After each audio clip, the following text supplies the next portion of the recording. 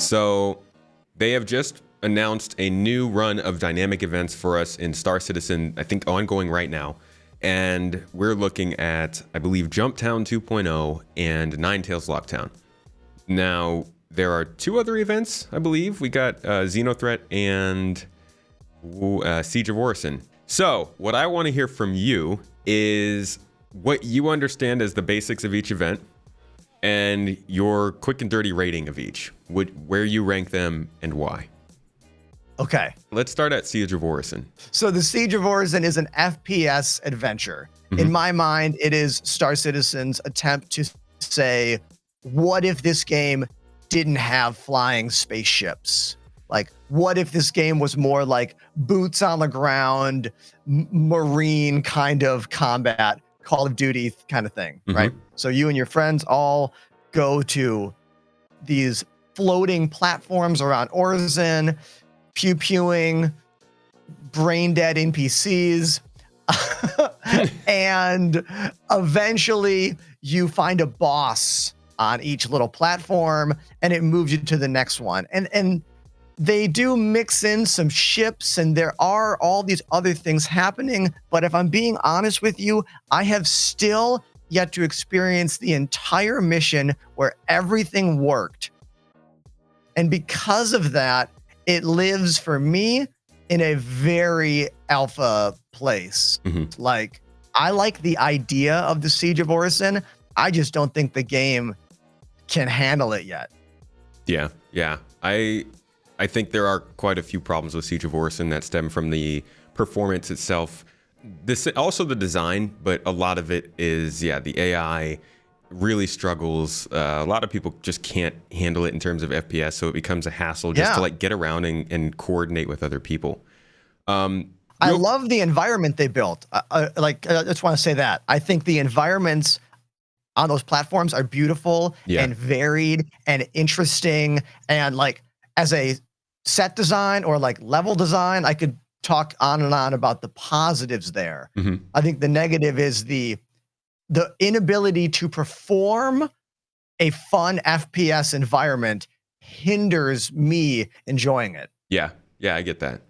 I think that was a lot of complaints too. I was on InfoRunners the other day. We were talking with Level Cap Gaming, and when it comes to like FPS, he's generally the person that I go to just because that's his sort of thing when it comes to YouTube. But he was also talking a lot about how it just felt like an incomplete set piece from FPS standpoint. Just not as fun as you would really like to see when it comes to a squad-based thing. But I think a lot of it does come down to the performance itself. If the performance was a lot better, even if the game scenario itself wasn't great, it still offers a gameplay experience that you can't really get elsewhere in the game right now. Yes. What you just said is so critical. Like, think about a game like Call of Duty. In general, nothing storyline that is that outrageous in those matches. Yeah. You know?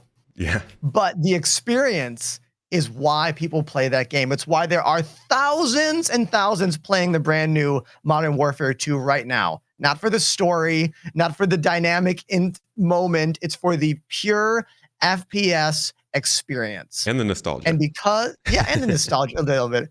But I think because Star Citizen cannot deliver a quick, fun, and snappy FPS performance, it's why we're having trouble enjoying the Siege of Orison.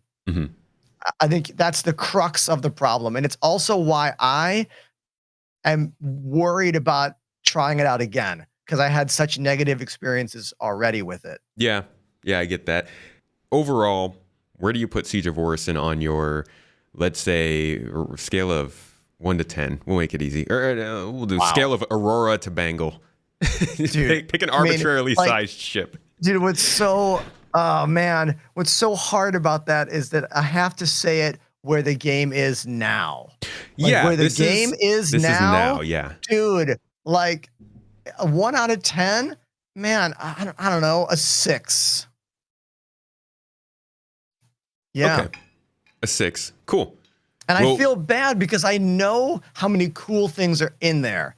And I know how many people have put all this effort and all this work into it. And like, if I look at it from a designer perspective, I can appreciate all those things. But as a player, I can't give it more than a 6. Yeah. I always get into this conversation of how it's like the difference between being excited about the game to play and excited about the things they're doing to make the game. It's two different channels of thinking. And if you're more interested in the game that's being played now, I think it ends up being more frustrating in the moment.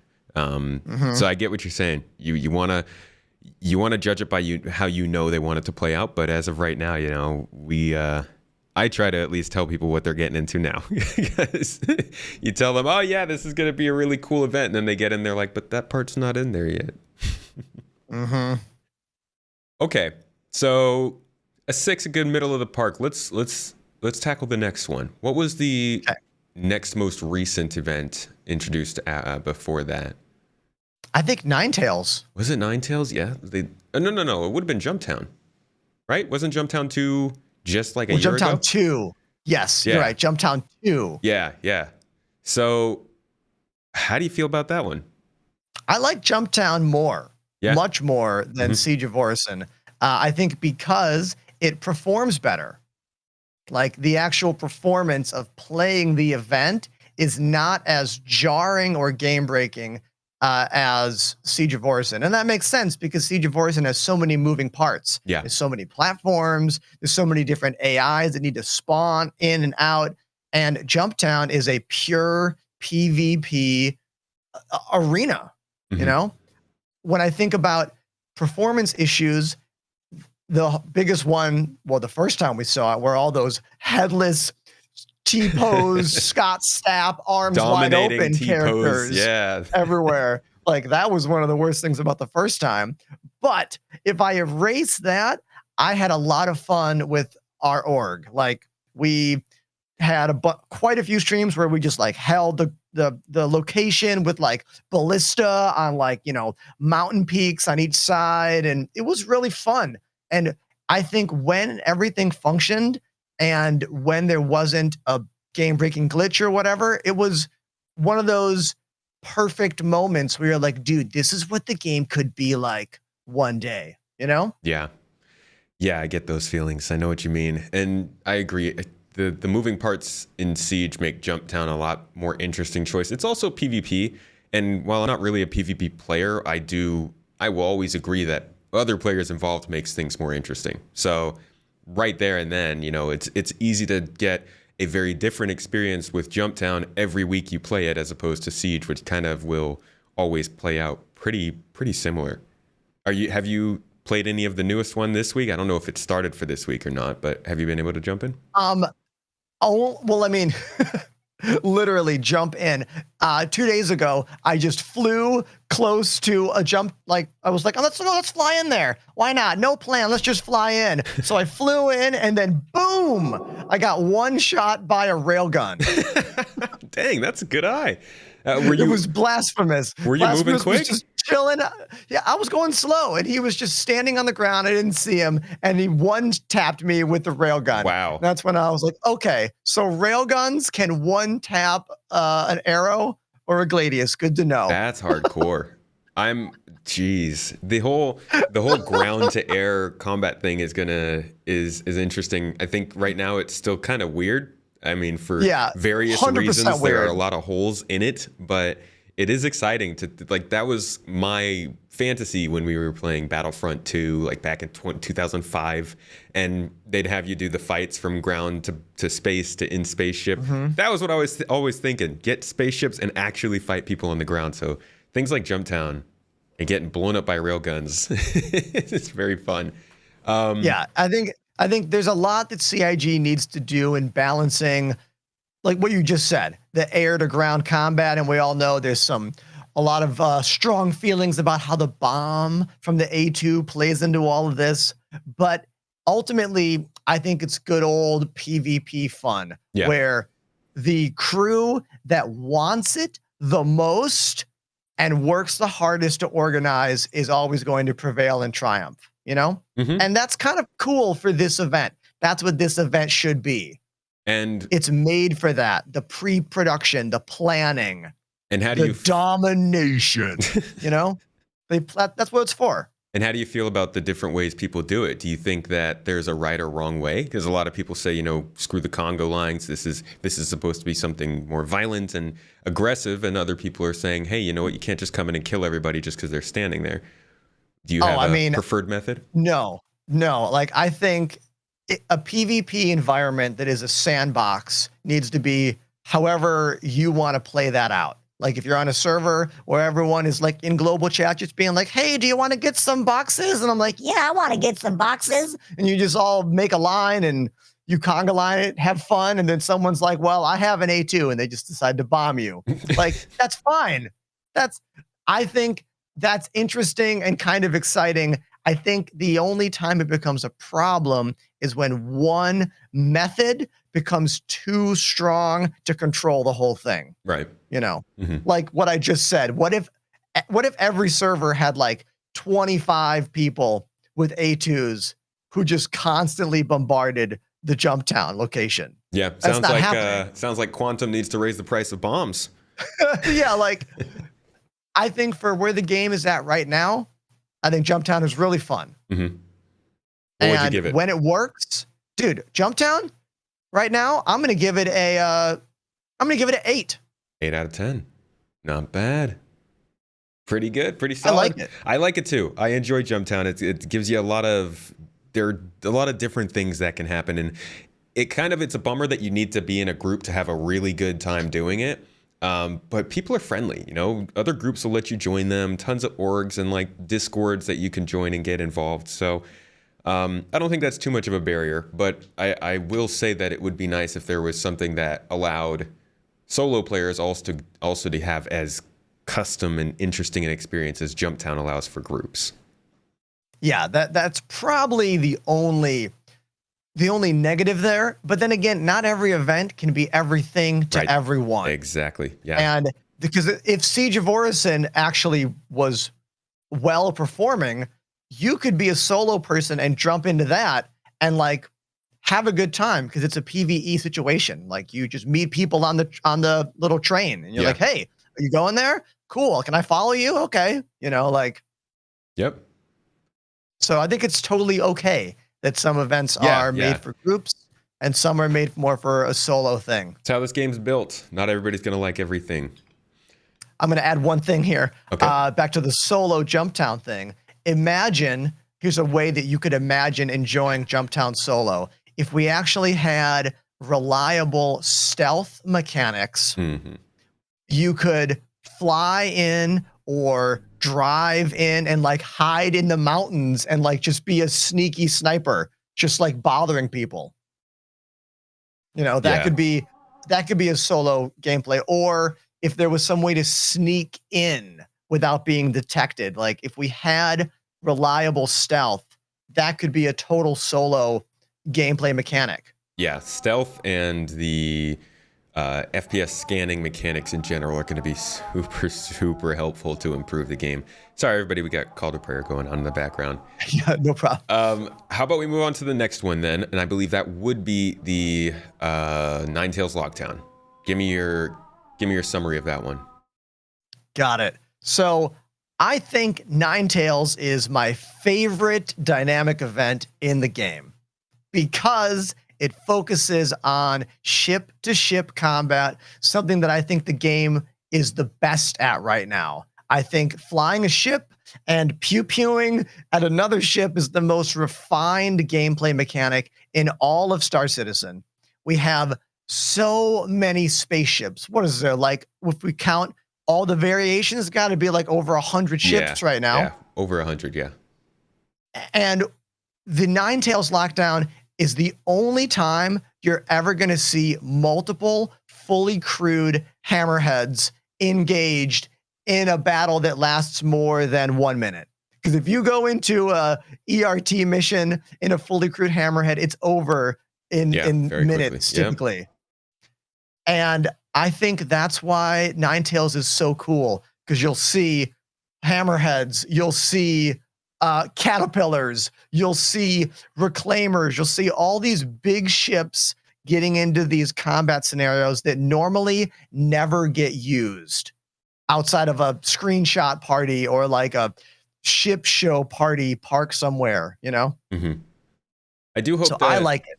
I agree with you there. I hope that they can improve the overall feel of Ninetales Lockdown. I think that was going to be their big test bed for kind of like quantum changing prices and stuff, and that hasn't really happened. So it feels like a very empty experience, kind of. Did you notice how I didn't say anything about that? Like I didn't say anything about the Just talking about buying the combat. and selling aspect. Yeah. Because that part, I agree. It's not ready. And honestly, I don't care as much about that because what works great in Star Citizen is flying around in one ship and fighting with another ship. And like for me, the Ninetales Lockdown combat is some of the best combat I've seen in terms of a large group of people. That's interesting. And I also, yeah, I think it's I know we haven't talked about Xeno yet, but I thought the Ninetales combat was more intense and more relentless than the XenoThreat combat. And that could just be my perception, maybe the server that I was in. I don't know. But like one of the only times I can ever remember having like being like tired from like flying and shooting, like my arms getting tired. I'm like, dude, we've been fighting for like how long? Like a straight hour? Getting those was Ninetales. Getting those 0G sweats in. I also like the like little breaks between combat where you can kind of, well, not kind of, but you fly over and look for the wrecked ship and go inside and have that little FPS moment, because I think FPS in Star Citizen is great when it is a short, controlled environment. Wait, you're saying, does that happen in Ninetales Lockdown? Yeah. Oh, I thought that was only XenoThreat that happened in. Well, is my brain? Wait a minute. Whoa. Wait a minute. Am I getting it mixed up? I mean, I think I am. I don't play Ninetales enough to know, but you're right. No, I just got it. I got it twisted in my brain. You are correct. XenoThreat over here, like, you taking away our positives.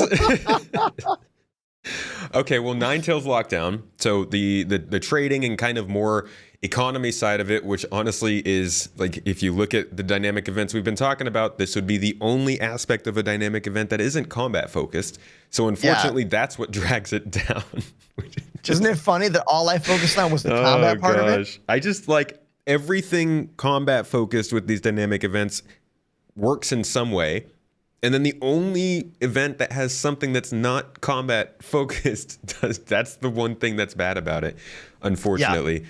But what they need to get that. You're correct. Yeah, definitely. You're correct, dude. If we look at the event as what it's supposed to be, what you just said, having the trading aspect of it, which is not really there, we can't give it a high score because it's missing that large component, right? Yeah, really though. And you know, so is the rest of the game. That magical quantum simulation, we need that. That's really hurting that we don't even get to hear about it, really.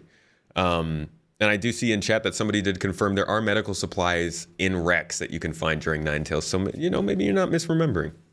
Oh, okay. So maybe I do remember that part of it. Okay, cool. So with that then, what would you rate it? Man, I don't know. Let's see. If I gave Orison a 6 and I gave Jumptown an 8, I'm going to give this one a 7. Oh, so you'd say it's better than Siege? Yeah. Okay. Oh yeah, I think it's better than Siege. Okay. Because Siege performs very poorly. Right. You're looking at the almost everyone's machine. The whole picture. And the AI involved. Okay. Yeah. Well, then let's move on to the first that we got, the one that introduced dynamic events to us, XenoThreat.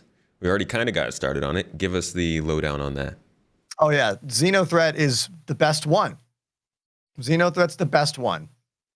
It has all of the ship-to-ship battle, like Star Warsian epic moments that you could imagine.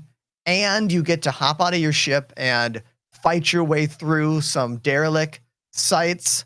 Yeah, it's it's all wins. It has that fun, no quantum aspect where you have to like, which I hope they add more to. Yeah. I don't want to get to the adding stuff, but like, it's great.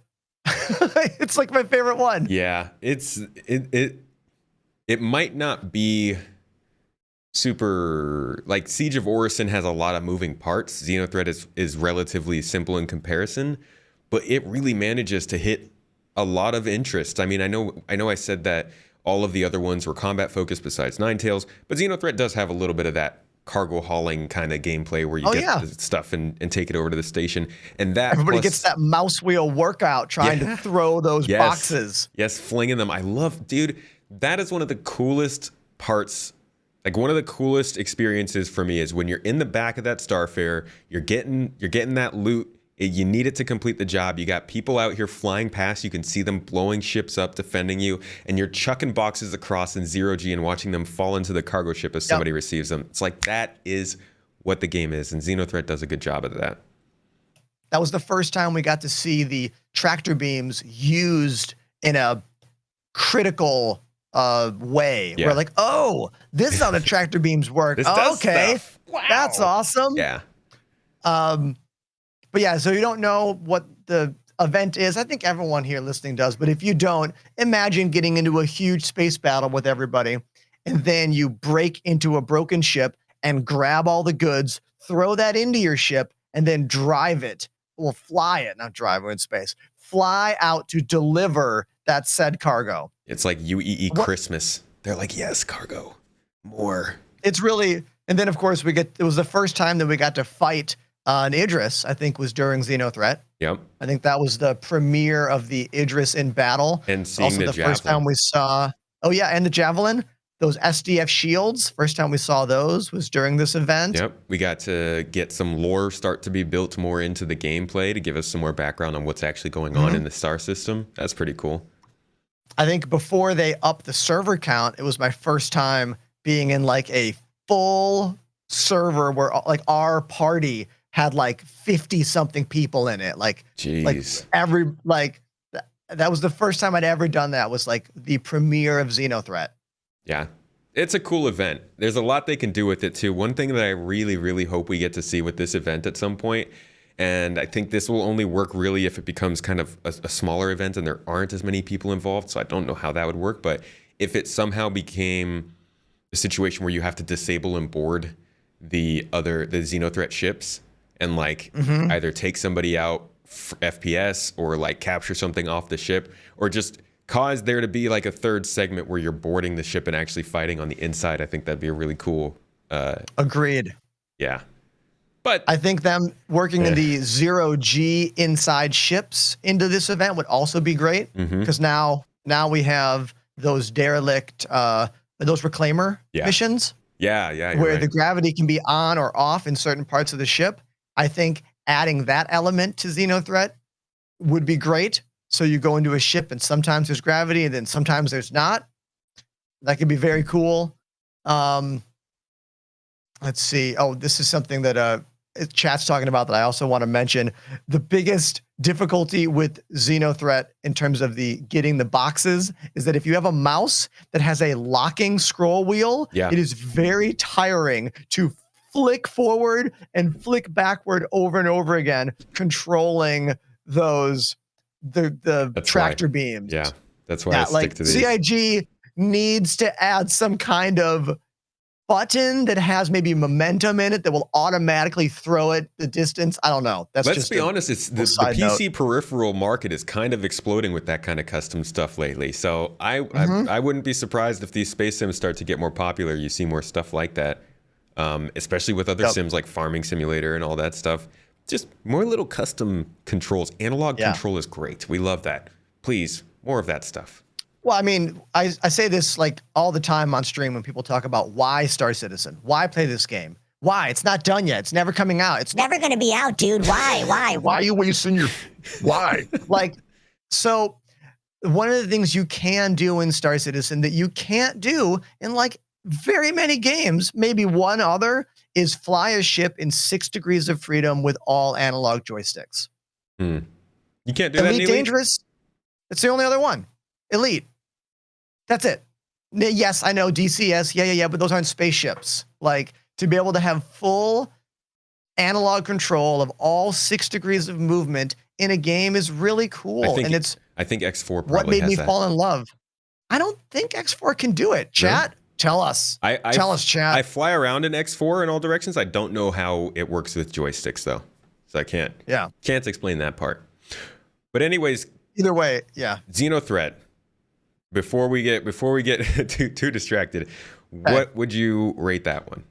9. 9. It's a 9. The winner then. XenoThreat is the best event in your opinion. It's a winner. Let's go over why it's a winner. Okay. 1, if you have a group of people, it's amazing because how many opportunities do you have to full crew ships and go out into combat scenarios that last more than a few minutes? Mm-hmm. Very, very few of them. All right, so that's great for groups. If you're a solo person, you can just jump right in and also have fun. Any small combat ship, you're going to be able to hang and help everybody fight because there's lots of other people fighting at the same time. And as long as you don't try to 1v1 like the Idris and like not move and look at it in the face, like you're going to be able to fly around. Or if you don't even have a combat ship, if you have only an Aurora, you could still look for one of those derelict, dead ships and work your way onto it. And I bet a bigger ship's going to show up in the hangar bay, and all of a sudden you're helping. All of a sudden you're throwing boxes, you're using global chat, or you're using VoIP. One of the first times I ever used push-to-talk VoIP to talk with randoms in the game was during XenoThreat. Gosh, I wish it worked more reliably. I'd use it all the time. I know. That's another issue. But when it does work, it creates these moments where you can just meet the community, make friends. Yeah, I love that. All of a sudden, you're playing this game. I need more. So I think of XenoThreat that. has something for everyone. Yeah, it really does. Yeah, I feel the same way. It's the best event.